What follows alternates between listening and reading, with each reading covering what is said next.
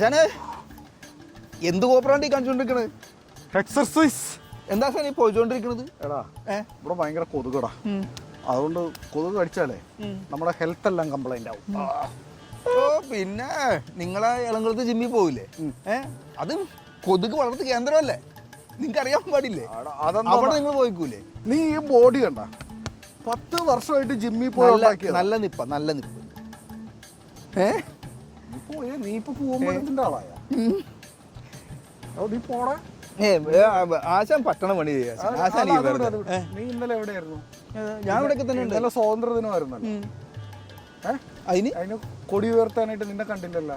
എന്നിട്ട് നീ ആണെങ്കിൽ ആ മണ്ടത്തരം കാണിച്ചു എന്ന് പറഞ്ഞു. അംഗൻവാടിയിലെ പിള്ളേർക്ക് വേറെ കളർ കൊടി വാങ്ങിച്ചു കൊടുക്കാന്ന് പറഞ്ഞിട്ട് അതിലേക്ക് നടക്കുന്നുണ്ടായിരുന്നു.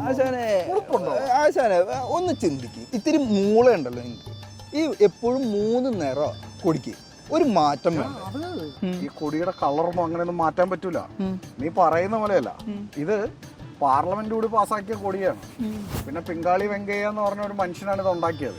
അറിയാശാനെ എനിക്ക് ഈ അവിടെ 10ാം ക്ലാസ് പഠിച്ച് ഞാൻ കണ്ടിട്ടില്ല, പിന്നെ 2ാം ക്ലാസ് പഠിച്ച് നീ എങ്ങനെ? വിദ്യാഭ്യാസത്തിലല്ല, മൂള വേണം. ഞങ്ങൾ കഴിഞ്ഞ ദിവസം കണ്ടതല്ലേ മറ്റേ ഗാന്ധി ഭവനിൽ വെച്ചിട്ട്. അല്ല അത് ശരിയാണ്, ഗാന്ധി ഭവനാണ് ഇതിന്റെ ചുമതല. അവിടെ അങ്ങേര് വന്നിട്ടുണ്ടായിരുന്നു. ഞാനപ്പോ അവിടെ അവര് ആ ചെയ്യണൊക്കെ ഞാൻ നോക്കി നിന്ന്. എനിക്ക് മൂപ്പര് ചായ കുടിക്കാൻ പൈസ തന്ന് പോക്കയിൽ കുറച്ച് പൈസയും വെച്ച് തന്ന അങ്ങേര്. ഈ നിറം കണ്ട, നിറം നീല കളർ. അങ്ങേര് വിചാരിച്ചതേ ഞാൻ അവിടുത്തെ മറ്റേ നോക്കുകൂലിക്ക് എന്താന്ന് വരുന്നത്. എൻ്റെ അടുത്തൊന്നും പറഞ്ഞൊന്നുമില്ല. വളരെ സന്തോഷം, നല്ല മനുഷ്യൻ, കന്നഡയൊക്കെ സംസാരിക്കും, മലയാളമൊക്കെ. ഇത് ഇട്ടപ്പോ മറ്റേ നോക്കുകൂലിക്ക് എന്താന്ന് വെച്ചാൽ എനിക്ക് പൈസ ഇട്ട് തന്നു. പിന്നെന്താ കുഴപ്പം? നമുക്ക് ഭയങ്കര ചങ്ക് ദോസ്തുക്കള് ഞങ്ങള്. എടാ നീ ഉദ്ദേശിക്കണ ആളല്ല അയാള്. അയാള് മരിച്ചു പോയടാ. എപ്പോ? അയാൾ മരിച്ചിട്ട് എത്ര ദിവസമായി? എടാ ഇതാണ് കഴിഞ്ഞ ദിവസം കൂടി അമ്മിച്ച് പറഞ്ഞു, നല്ല മനുഷ്യരെ പെട്ടെന്ന് എടുക്കുമെന്ന്. ഷോ എന്റെ പൊന്നോ. ഒരു കാര്യം ചെയ്യും, നമുക്ക് കടലിൽ പണിക്ക് പോണം. എന്റെ പൊന്നാശാനെ ഇനി എന്തിനു പണിക്ക് പോണം? പിന്നെ ആശാന് നീല, ഞാൻ അത് വിളിക്കാനാ വന്നത്.